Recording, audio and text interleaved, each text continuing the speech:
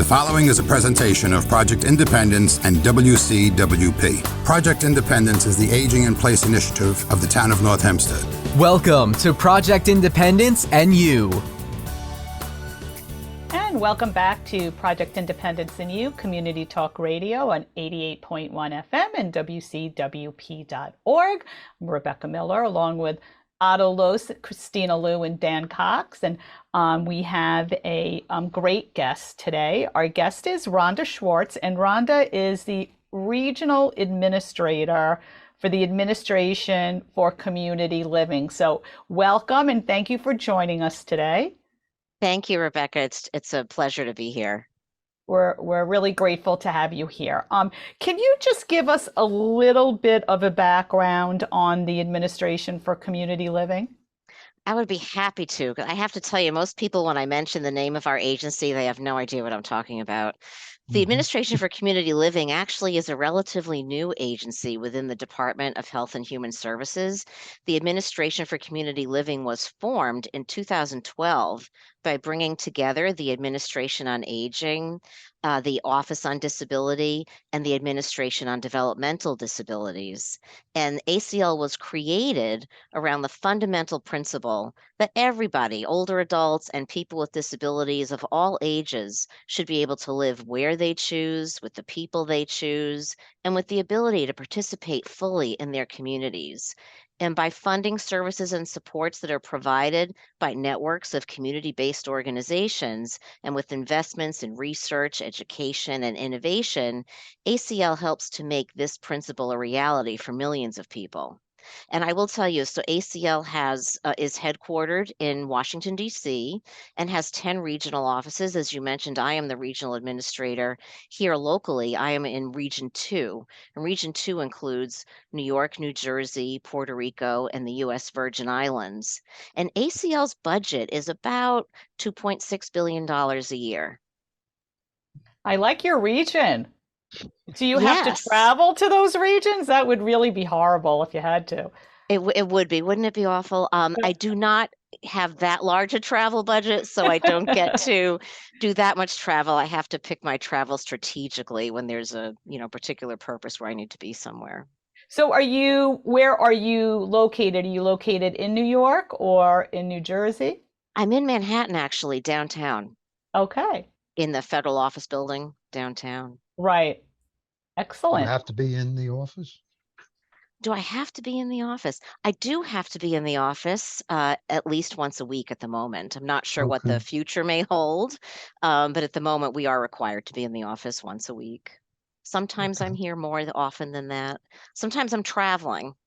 So I did recently spend a week down in DC because I needed to attend a conference down there. So my schedule can really vary. I need to be flexible. Rhonda, what does your role like? What is your role like? We have a title, regional administrator. What does that actually mean? I represent the agency in the region. So I am the face of ACL in this region. So I work toward collaborating with other partners, whether they're federal government partners or outside agencies. So I do a lot of that. I do presentations like this kind of presentation like I'm doing now, try to get the word out about ACL and our priorities and things that we're working on. I also deal with the Older Americans Act. So the Older Americans Act, and I'm going to get into that a little later in more detail, but the Older Americans Act is one of ACL's largest programs, and the Older Americans Act dates back to 1965. I actually am the liaison to the state units on aging under the Older Americans Act in New Jersey, New York, Puerto Rico, and USVI. And I also am the regional office liaison to our Title VI grantees. Title VI is a title under the Older Americans Act where funding is available to federally recognized tribal organizations. And I am the liaison to the tribes in regions 2, 3, and 4. And if I'm going to try to get this correct, because I can tell you what states I'm working with right now. So there are 4 tribes in New York that I work with. And then I am working with a few tribes in Virginia, that's part of Region 3. And then in Region 4, I hope I'm not going to get this wrong, I work with Alabama, Mississippi, North Carolina, South Carolina, and Florida. Interesting. I keep It sounds busy. like you better be very organized. You do need to be organized, and we provide oversight and technical assistance to the state and tribal grantees under the Older Americans Act. So that's kind of program management work, and that's part of my role. And again, the other role is really being the face of the agency in the region, getting the word out about our programs, collaborating with other partners on initiatives. So we Right. do that too. So that was kind of the crust by my next question. Who is going to be connecting with you? Is it agencies and municipalities? Is it individuals? What is the connection that our listeners can kind of understand to if they wanted to reach out or find out if a local agency works with you? Oh, certainly. So we work primarily with our grantees, our state units on aging, for example. There are area agencies on aging who are sub-grantees to the states that we work with. We don't provide direct services to individuals. We are really funding state and local community-based organizations. We do, though, sometimes receive questions from individual constituents who are looking for where they can find assistance with a particular issue. And when that happens, we do help folks out and help connect them to local organizations who can assist them. Like I Right. went online and you have the Elder Care Locator, which was a Yes. very powerful looking setup. And I thought about it from an individual perspective. That's a lot to cover for somebody, to try to pick their spot, if you will. Would you guide them in something like that, or? I generally, when someone calls me with a really particular issue, usually when they get to me, it's a really particular specific issue and they've got some urgency to it. And so what I tend to do is to refer them to more of a targeted local agency directly that I can get them to, as opposed to the Elder Care Locator. The Elder Care Locator is fantastic, and I recommend it to everybody. And I've got the phone number here if you'd like me to share it. Would you like me to Sure. share it now? Absolutely. So the phone number for the Elder Care Locator is 800-677-1116. So I'll say that again. It's 800-677-1116. And the Elder Care Locator is a great resource. So they have information about services that are available in the different states throughout the country. And you can just plug in the location and the kind of service that you're looking for, and it will have an agency pop up that you might be able to contact Now that's for on a website assistance. also, right? So Yes, they what also would have a be the website. website? Oh, Yeah. I don't have the website address on me right now. I don't have that, but I could get that for you. Yeah, we can get that a little bit later, and anyone Yeah, listening Christine. can call 311 or 516-869-6311. We'd be happy to get them that information. And the Elder Care Locator, I want to point out, I think in particular, it's a great resource if you're a caregiver and you're located far away from your loved one, from the care recipient. The Elder Care Locator can be a great resource for you because you're in another state. It can help you find out about local organizations in the state where your loved one lives to get help. So it's another great reason for that resource. They also are helping people get access to information about vaccines. A Interesting. little Guys, publicity for I Project just looked it up. Independence. So it's eldercare.acl.gov. Perfect. Thank you. And there's a lot of Uh, information on A there. little promotion for Project Independence, and the people around here happen to be fortunate enough that Project Independence actually acts like an elder care locator, if you will. They hook people up with a lot of different organizations and whatnot, depending on people's individual needs. That's great. So call 311. Right. Primarily, we're an aging in place program, and if we don't provide the service or the education, we will definitely connect someone to that appropriate agency, program, whatever we can do. We never just say, "I'm sorry, we don't do that," and hang up. But usually we like to hear a little bit about our guests too, and we jumped right into just kind of getting a background on the Administration for Community Living. So I just like a little bit of information on your background, like how you came to work, in the aging realm, and then also at ACL. Oh, I'd be happy to share that. It's actually a bit of a winding path that I took to get where I am. I actually started out in my early career as a commercial real estate attorney, focusing a lot of my energies on commercial office leasing, representing both landlords and tenants. Did that for many, many years. And then 9/11 happened, and my grandmother passed away, who I was very close to. And it was the first death in my family for me. I was fortunate, that I experienced as an adult, where I could really understand the ramifications of it. And I started to think long and hard about what did I want to do, and I realized I was going to be close to my 40th birthday as well. And I said to myself, if I wake up when I'm 50 and this is my life, I think I'm going to regret it. And so I figured I needed to make a change. And I shouldn't say always, but from time to time during my life, excuse me, I had done volunteer work related to older people. I always liked older people, and I always felt a connection to older people. And so I thought I wanted to do something aging related. And I really started to think about what to do. And I spent a lot of time thinking about it. I took my time. I didn't rush, because I was giving up I had a good career, a good legal career, and I was going to be giving that up. And I wanted to do something that was really worthwhile. I will tell you, at one time, I even consulted with a career counselor person who wanted me to pay them 5 figures for their advice to me. And the person was telling me that she thought I was, getting close to it being too late for me to make a career change, Never which too late. I thought I'm not that, I'm not, that, much of an older person. I'm not even just about 40. And so to me, I still felt like I was pretty young and had a lot of options. So that I didn't go that route, but I consulted with other people. I talked to other people about what they thought might be a good idea. And after a lot of thinking and research, I decided that getting a master's degree in social work and combining it with my legal background would be a good thing to do. And I had a vacation home in Rhode Island where I had grown up. And so, because I had been living in New York City. And so I moved back there, and I went to social work school full time. The program that I went to had an administrative and policy concentration, not just clinical. They had the administration and policy. So I focused on that. I didn't see myself as being a clinical person. I thought the policy would be more of a good combination with my legal background.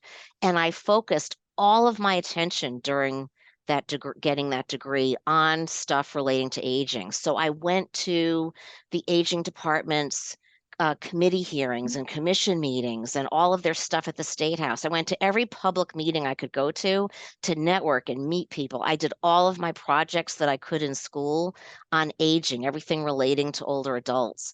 And I had no idea what I was going to do when I graduated. I went to school full time for 2 years. And then it just so happened, as I was graduating, the general counsel position at the Rhode Island Department of Elderly Affairs opened up. And I applied for that position. And when I went to interview for that position, because I had been doing all of that networking over the previous 2 years, I already knew the two people who interviewed me. And so made that interview, very easy for me. And I was able to get that position. I eventually was able to transition into a program management administrative position, because I really didn't want long-term to continue in legal work. I wanted to make that transition into public interest type work. And so I was able to do that. And I did that and, worked my way up managing programs. And I used to work with, over time, I was working with someone from the Administration for Community Living who was overseeing us, similar to what I'm doing now in the regional office, overseeing our programs. And I used to say to myself, gee, I wonder when this gentleman is going to retire, because I would love to take his position someday when he retires. And I will tell you, he retired eventually, and I believe I literally interviewed for and got his position when it became vacant. And I've been at ACL ever since. I started out in the Boston office And then I moved I became the regional administrator for Region 3, which includes, oh gosh, I'm going to forget, District of Columbia, Delaware, Maryland, Pennsylvania, Virginia, and West Virginia. And then in 2021, I transferred to Region 2. So I'm back to New York, where I'm used to spending time. I actually grew up in Rhode Island, but I spent about 20 years in New York. If I count law school and my career as a lawyer, I spent my time in New York. And it's funny, I will tell you, when I'm in Rhode Island, even though I grew up there and I've been back there, having a home there for quite some time, everyone I meet there thinks I'm a New Yorker. That's cool. Well, your path is very good for elderly people. And I hope it shows people that it's not too late to make a change in your life and do something. And sometimes you just kind of have to, take a chance, take a risk and make a change. And I think we should invite your career counselor, who you almost, to let her know what her advice could have stopped someone like you from getting to. For Maybe the 5 figures. career counselor should go to a career counselor. Yeah. One also, it gets at, which I'm going to talk about in a little bit, the idea of age and how we think of age and people getting older and what we think people can and can't do as they age. That's our favorite thing to talk about. You're never too old for a new journey. You're just not. That's true. We do love, oh, absolutely. We are big proponents in that. And, even the guest we had on before was talking, is a dentist and she was talking to us about senior oral health. And, as we get older, a lot of people just don't bother taking the same care with their teeth, because the options are, do I have a tooth pulled? Do I just take a hole in my, it's different. And, you really still need to value yourself at any age and do what, do what's best for you. Well, dental care, though, in particular, I'm not an expert in it, but my understanding is it can be difficult to get decent dental coverage, and we talked about that too. This stuff can be expensive, so very expensive. That's a consideration. It is. It's really, money is definitely a factor. Yeah, it's prohibitive for some, and it's true. But there are options that that are out there in terms of dental care, and really just taking care of your teeth. Just, Right. You're never too old to do, she talked a lot about floss and fluoride apparently every day. So we're actually going to take a quick break, and we will be right back with Rhonda Schwartz, who's a regional administrator of ACL, the Administration for Community Living. You're listening to Project Independence in You on 88.1 FM and WCWP.org. We will be right back. So I get this call from my grandma, and she's like, "What's a podcast and how much does it cost?" So I tell her, podcasts are like radio shows, but you can download them on any device and listen to them anywhere at any time, and they're free. And then she says, "I see, but where can you find good ones?" And I'm like, go to WCWP.org/podcast and check out the lineup of original shows, or download any podcast app on your phone or tablet and search for LIU Studios. And she's all like, "Oh, that sounds easy." And then she asked me what an app is. LIU Studios podcasts, available on any podcast app. Those little button things on your phone screen. Just ask your grandkids. And welcome back to Project Independence in You, Community Talk Radio on 88.1 FM and WCWP.org. I'm Rebecca Miller, along with Otto Lohse, Christina Liu, and Dan Cox. And today we are speaking with Rhonda Schwartz, who's the Regional Administrator for the Administration for Community Living. So welcome back. We're now in our second segment, and want to talk about what makes this month so special, this month of May. Thank you, Rebecca. Yes, this month is very special. It's Older Americans Month, which the entire month of May. It's an important month for us at the administration for community living. And I just want to give you a bit about the history of Older Americans Month. It's a little bit interesting. So there was a meeting in 1963 that took place between President Kennedy, and it was a council called the National Council of Senior Citizens. And this meeting led to designating May as Senior Citizens Month, and that was the prelude to what then became Older Americans Month. And historically, Older Americans Month has been a time to acknowledge the contributions of past and current older people to the United States. Every president since President Kennedy has issued a formal proclamation during or before the month of May, asking that the entire nation pay tribute in some way to older people in their communities. And Older Americans Month is celebrated across the country through ceremonies, events, fairs, and other activities. Now, I just want to point something out to you. When Older Americans Month was established in 1963, only 17 million living Americans at the time had reached their 65th birthday. And there were few programs to meet people's older adults' needs, but interest in older adults was starting to grow.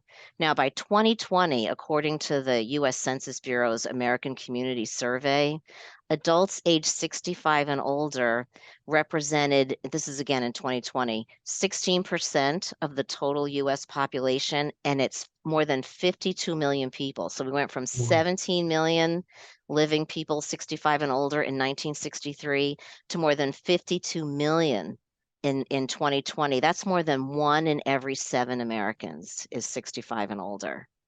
So it's really interesting. So this year, our theme this year is Aging Unbound. So we're hoping to offer an opportunity to explore diverse aging experiences and discuss how communities can combat stereotypes such as ageism. So we're hoping that folks will join us in promoting flexible thinking about aging and how we all benefit when older adults remain engaged, independent, and included. And ageism is, a topic that is of importance to me personally. I think I've acted ageist myself when I've thought about things, and I think I've seen ageism. I will tell you, I just have to tell you the story. Before the pandemic hit, a couple months before the pandemic hit, I decided I wanted to see what my hair might look like if I stopped coloring it. I think I had colored my hair forever. And then I said to myself, maybe I should stop. I felt like it was making me feel like I was trying to look younger. And I thought I should maybe just embrace my age. And so I stopped coloring my hair. And I even thought about suggesting to ACL that maybe I write some light blog from time to time for the agency about my experience as I grew out my hair. But then the pandemic happened and now everybody is doing it. And so, which I'm glad to see. I'm glad to see everybody embracing their natural hair color. But that was just one thing, in my own mind where I think I had always been hesitant about, why not just look, show that I what age I am and be proud of my age.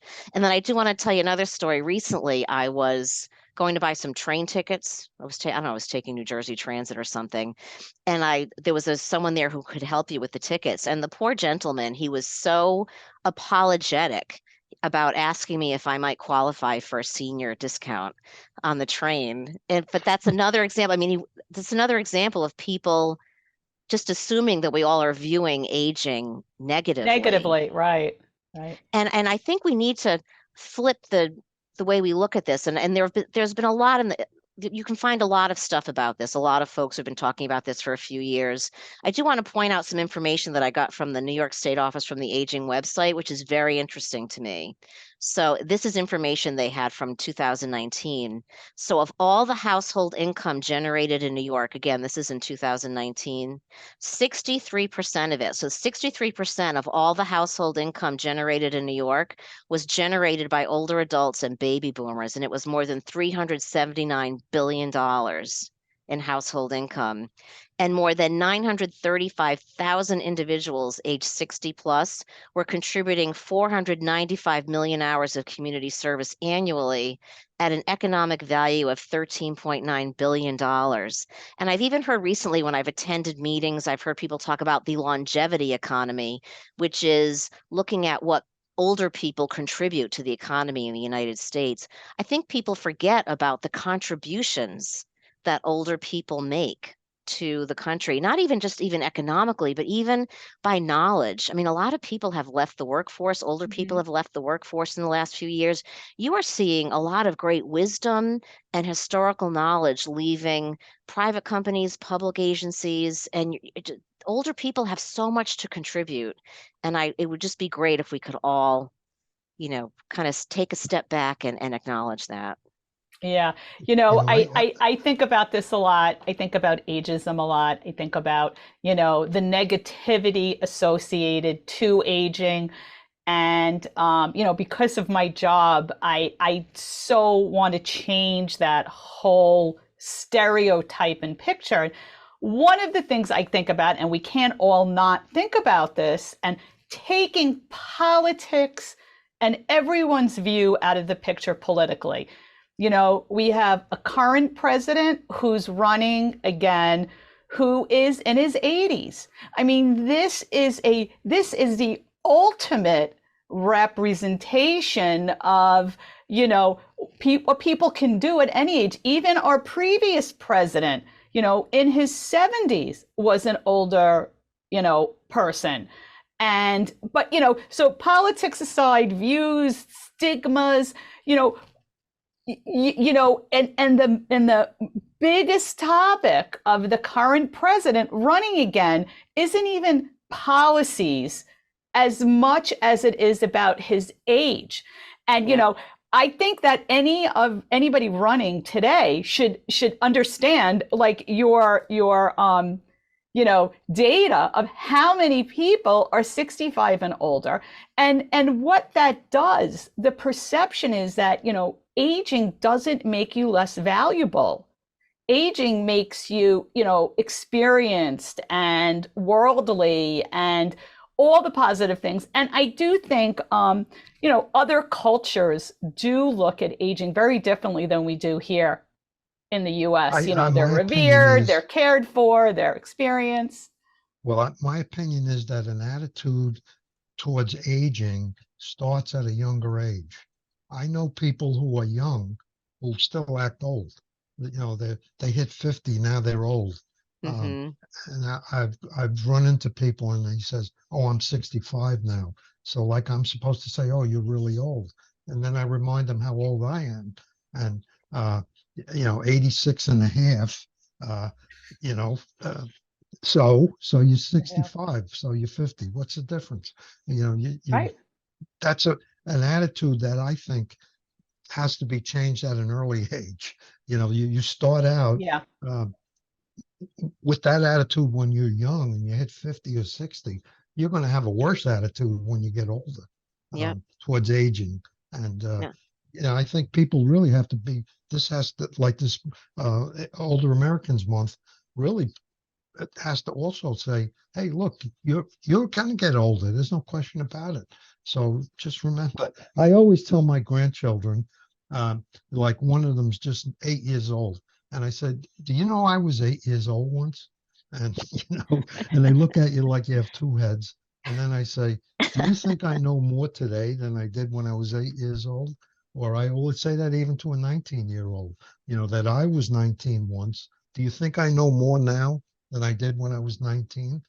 Trying to, and so let them get the message that just because you're older doesn't mean you don't know anything. You may not know who the current rock stars are or whatever. There's certain things you may not know because that's all part of the cycle, if you will. But a lot of other things that they don't know.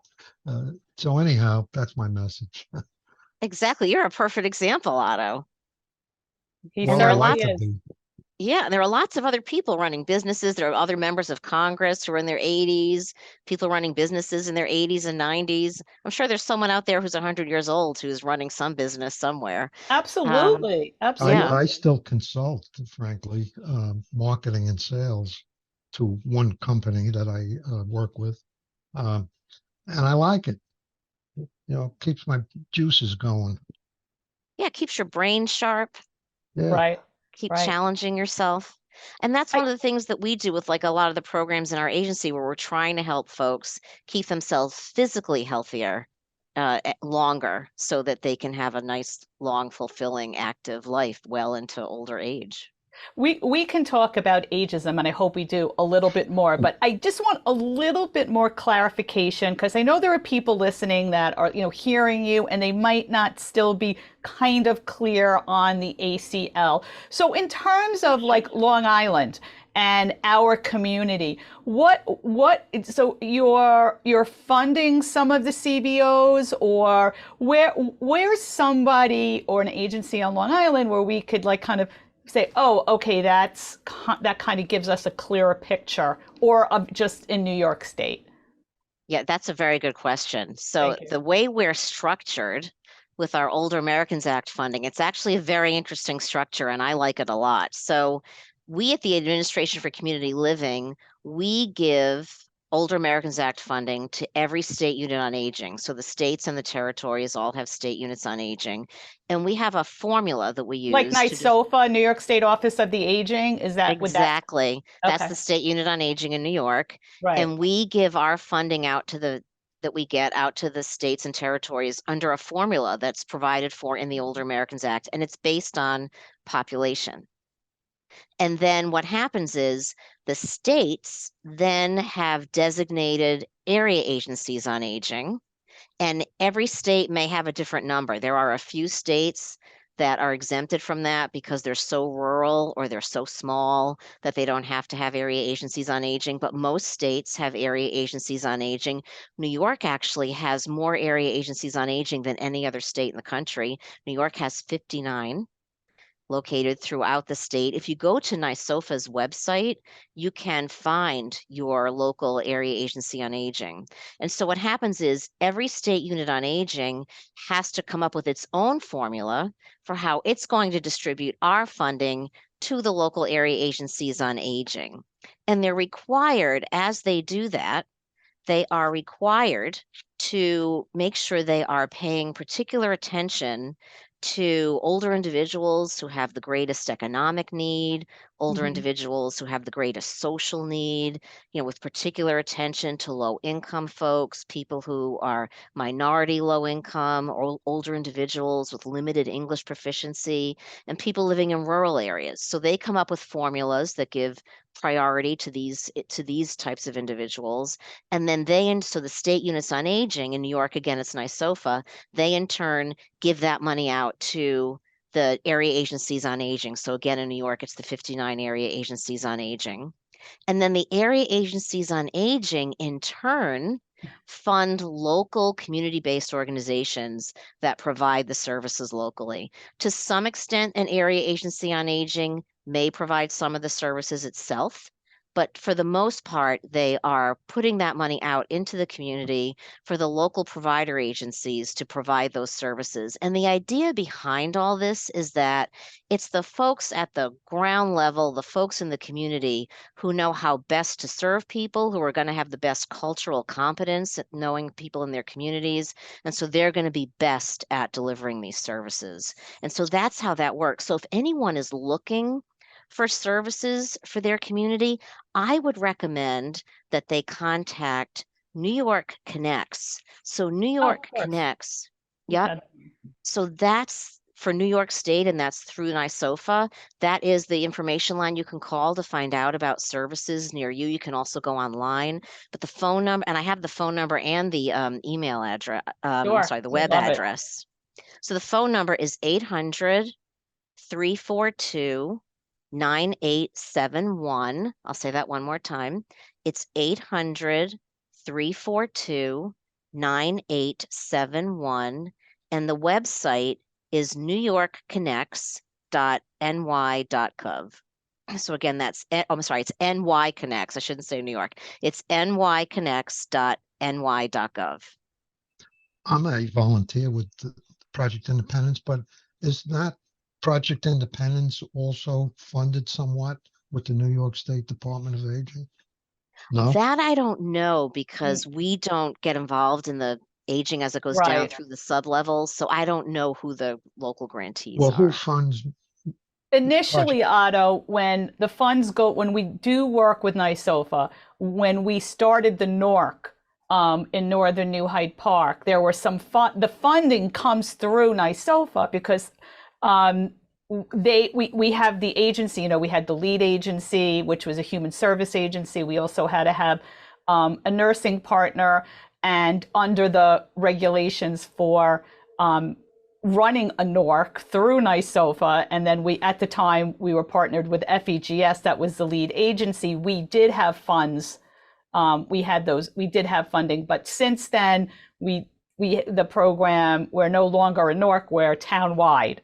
So we don't have any direct funds right now, but we will have to do some investigation and see, what kind of progressive funding perhaps there is for the future, because there are a lot of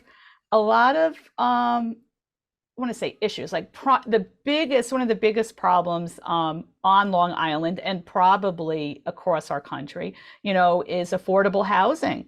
And part of the problem that we're seeing now is that people are living so much longer and haven't really planned to be into their 90s and hundreds, and perhaps family no longer nearby or outliving family members. So that's a whole untapped area that we don't really have a lot of data on. But that, in terms of in terms of just living that long and just kind of a day to day. Yeah. But just a quick thought then, the funding for Project Independence is from the town of North Hempstead. Correct. It's from Right, you. okay. All Well, right. On that note, we'll yeah. take a quick break. You're listening From to the Project. residents. Correct. Right. You're listening to Project Independence and You, Community Talk Radio, and we will be right back after a quick break. WCWP is your home for great music and great conversation. You'll find all that and more on WCWP.org. Listen live on the web, check out the lineup, subscribe to podcasts, and stay up to date on the latest station events. Get in touch with us and let us know if you like what you're hearing. And find out how you can support or get involved at the only community public radio station serving Nassau's North Shore. Plus, sign up to get a free bumper sticker. It's all online at WCWP.org. And welcome back to Project Independence and You, Community Talk Radio on 88.1 FM and WCWP.org. I can't believe we're in our final segment. We're speaking with Rhonda Schwartz, who's the Regional Administrator for ACL, the Administration for Community Living, and getting all kinds of great information and clarification. And, before break, just talking about these issues that happen, occur that, are there. I mean, affordable housing certainly for anyone on Long Island is complicated, but, especially as you get older because you've planned and yet now you're living nice, you're living a lot longer. So, there's that's a big chunk of the problem, for living on Long Island and getting older and wanting to stay in your own home. But that's and that should be a no-brainer. I mean, if someone has lived in their community for raised their family, and maybe there's someone who doesn't want to go south and they just want to stay in the community that they essentially grew up in with their family. Those are complicated, very complicated issues. And also trying to be able to afford a dentist, that's something else too. It is a huge issue. I've heard it reported, and I don't have the source for this, but that there are 40 affordable and available homes for every 100 extremely low income renter households throughout the US, and less than 5% of those can accommodate people with disabilities. It's a huge issue throughout the country. I will tell you, ACL has launched in partnership with HUD, a housing and services resource center that people can access. You can access it on our website, acl.gov, and it creates a hub of federal resources to try to coordinate technical assistance and to launch learning collaboratives to try to, help come up with ideas. I don't know what the solution is to this problem, but it is a problem, and it's housing. obviously is a hugely important basic need of people. And it's one of the social determinants of health, as you may have heard that phrase. I've heard it said that something like somewhere between 60 and 80% of a person's health is directly connected to their social determinants of health as opposed to their actual physical medical health. And it's things like, where do you live? What is the transportation like where you are? What kind of education did you have? How accessible are good food sources? So what are Right. your abilities to, socialize, things like that. So it Water. is a huge Can you Right. get water? water. And the fact is, hearing your data and knowing a lot about, aging population, that voice, those issues that occur as we get older, should be the most important thing going on now with legislation. I mean, we are, I'll be turning 60, and Project Independence does serve people 60 and older. And you can really see, I mean, I feel like people aren't being heard. Seniors just are kind of, put aside, get them to the early bird meal and let the other people. But the fact of the matter is, like you were even saying, Rhonda, is that, they're the ones bringing in the money. I mean, they're the ones still with some money and income, and they're a whole almost untapped market, of people that do have the money to buy things and love to travel and entertainment and, exploring new journeys, starting exercise, whatever it is. So it's kind of behooving. I don't even know what the right word is. Like, when you have this aging population until people born in 64, I think, or 65, 63, turn 65, you still have about 10,000 people a day turning 65. I mean, that number doesn't stop anytime soon. At least 5 to 6 more years. Those are the numbers of people who are at that age where, for some reason, their choices are getting less and less, yet they're the, population that has, I don't want to say the money, but to some degree they do. And there's not affordable housing. There's, just not a lot of choices. But we need a bigger voice. It comes down to money.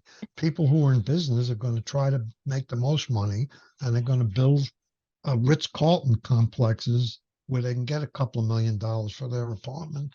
And I don't know how you change that. And Rebecca, you all make a good point, and I just want to point out. So by 2040, based on the way population is growing now, we should have close to 81 million older people, and that's twice as many as we had in the year 2000. And in 2020, people who reached 65 had an average life expectancy of an additional 18 and a half years. So, where is the legislation and the preparedness? We need to prepare. I mean, that's the true tsunami. People turning 65 and living so much longer. I mean, there's a huge range. And in addition, ACL, I'm sorry, but does ACL get involved with trying to steer policies and whatnot? Well, we walk a fine line. We are a federal agency, and we don't lobby the way, other folks outside of government might do like that. Shooting your banker. But I do want to point out other things about older people. For example, in addition to older people living longer and contributing to the economy, you've got older people who are caregivers, both for other older people, their spouses and others, and children. You've got grandparents raising grandchildren. So you've got that going on as well. And I just want to point out, so each year, about 53 million people provide a broad range of assistance to someone who's close to them who need assistance as they age or because they have a chronic condition, and another 2.7 million grandparent caregivers and an unknown number of other relative caregivers open their arms each year to millions of children who can't stay with their parents. And replacing all of this unpaid support with paid services would cost an estimated $470 billion a year. So this is another way that older adults are contributing to Right. what's happening in the United Absolutely. States. Yeah. And while this is rewarding, it can be really stressful. And so, Absolutely. Which kind of leads to my next question, a little bit more about the Older Adult Mental Health Awareness Day. And yes. yeah. So you want, So, yeah, if you could just give us a little bit more clarity on that. Sure. Before I hop to that, I do just Yeah, want to point out for sure. Older Americans Month, you can go to our website, acl.gov, and find activity ideas for things you can do during Older Americans Month if you want to host a fundraising event or some community events or coordinate a class or a Oh, workshop. okay. Also, we have logos and posters and social media graphics and things that can be downloaded from our website. So just want to put that plug in Okay. for Older Americans Month. So getting to Older Adult Mental Health Awareness Day. So May is also Mental Health Awareness Month. And I don't think people focus so much on older adults and mental health when they think about mental health. They're not really focusing so much on older people. But according to the Substance Abuse and Mental Health Services Administration, that's a sister agency of ours in the Department of Health and Human Services, the rates from 2002 to 2014, the rate of older adult opioid misuse doubled. So we've got opioid misuse issues. And then according to the National Coalition on Mental Health and Aging, about 20 to 22% of older adults may have some form of mental disorder, including dementia, but less than 40% of older adults with mental or health issues or substance abuse disorders get treatment. So back in 2018, together with ACL and some others, the Substance Abuse and Mental Health Services Administration started the first National Older Adults Mental Health Awareness Day, and they marked it by having a public discussion on the topics of mental health and aging, specifically related to prevention, treatment, and recovery support options. So this year, on May 11th, the 6th annual Older Adult Mental Health Awareness Day Symposium will take place.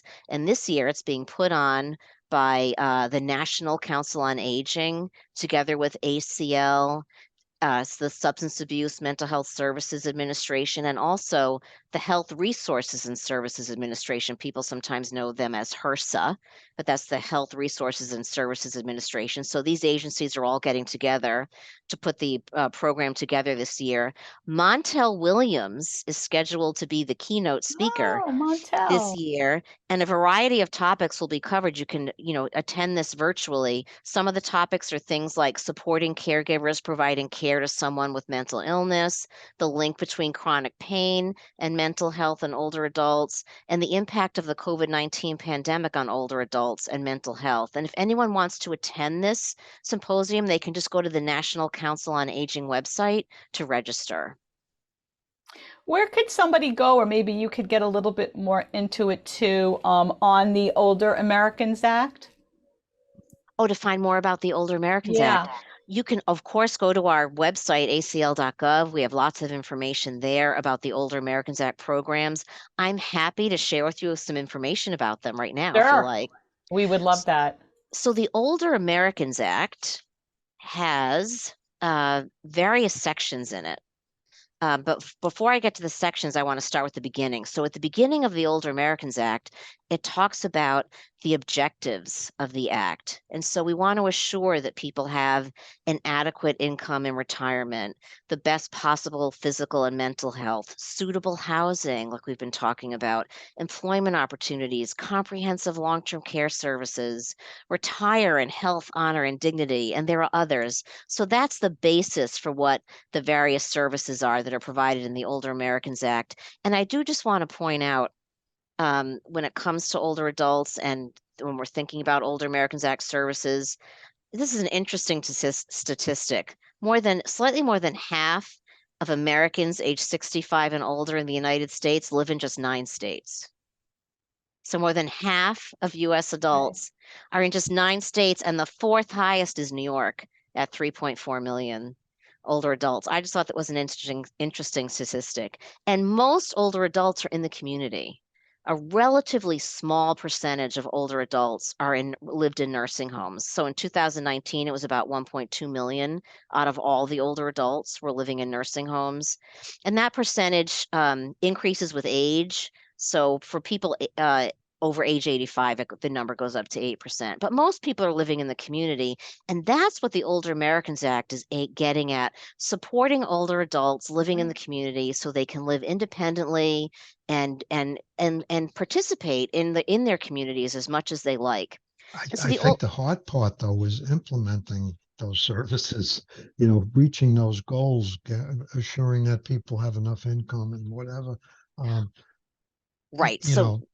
That's the tricky part, I think. It is tricky. And so that's why we support a variety of services under the Older Americans Act. So let me just give you some examples of some of the main ones. We have different titles under the Older Americans Act. They're almost like chapters in a book.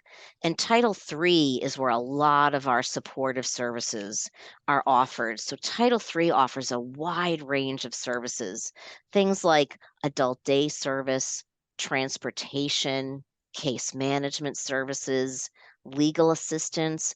We also can offer homemaker services for people in their homes, personal care services, chore services, and even support can be provided for senior center activities. So you can use this funding to help to pay the operating expenses of senior centers and the cost of senior center activities.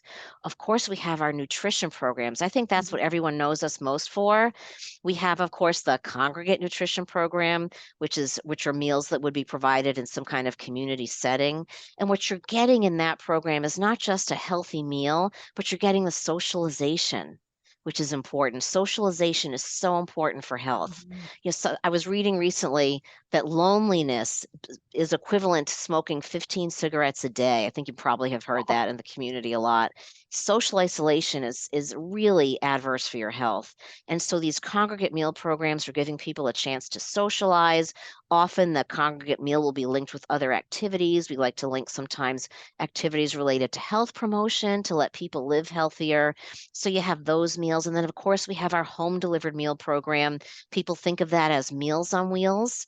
And yes, Meals on Wheels does provide, in many cases, our home delivered meal program, but there are other organizations that also offer those programs. And with the home delivered meal, one thing that is important with that also is when that person comes to your home and delivers that meal to you, often that's the only person that this individual in the home is seeing during the week. And that gives the person visiting them an opportunity to say hello, to maybe sit for a little bit and chat with them and get a feel for how that person is doing. If they are visiting with someone and they see that maybe that person might need some help, they can report that back to the agency that they're working with. So that's also an important program and a way to help people be connected to their communities.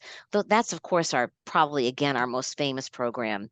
Under Title III, we also have evidence-based health promotion programs. So these are programs that are proven through evaluation to be effective at helping folks. These can be programs that are aimed at helping to prevent falls or helping to manage chronic diseases like arthritis or diabetes, things like that. So we fund a bunch of programs through that.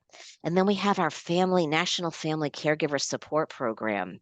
And that's a great program that provides information and assistance to caregivers, helps connect them to services, provides counseling, support groups, and training for caregivers, provides respite. Respite is, giving a caregiver a break so they can go do something else. Maybe it's even just taking a nap or going out and taking a walk or going out to dinner.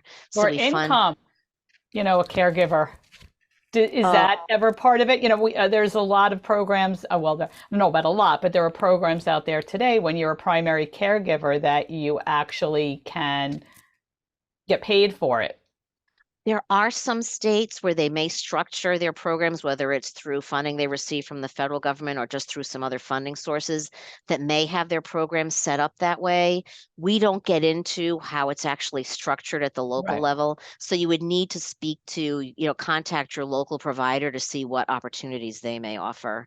Right. We do actually have a network here that can connect people to that.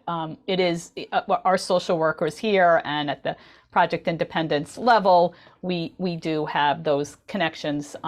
Doesn't work in every case, but looking at it as an outsider in a sense that I'm not a social worker or whatnot, but I am now a person who hears this and I want to try to take advantage of these Title III Older American Act benefits that you just mentioned. Yep. What's my channel? How do I go about that? I would call New York Connects, because they're going to be able to connect you to the agency in your area that can help connect you to services and let you know what services are available in your area. The services may vary from one area to another. Not every AAA does its programs the same way. I do want to point out quickly, local agencies can apply separately for discretionary competitive grants. So there may be other funding out there that ACL offers from time to time that other agencies can apply for. And I encourage local agencies to check our website from time to time to see what opportunities may be out there to apply for competitive grants. And we are happy at Project Independence to provide the same information.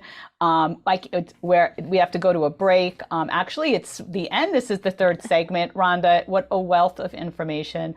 I can tell you, Christina will have you back.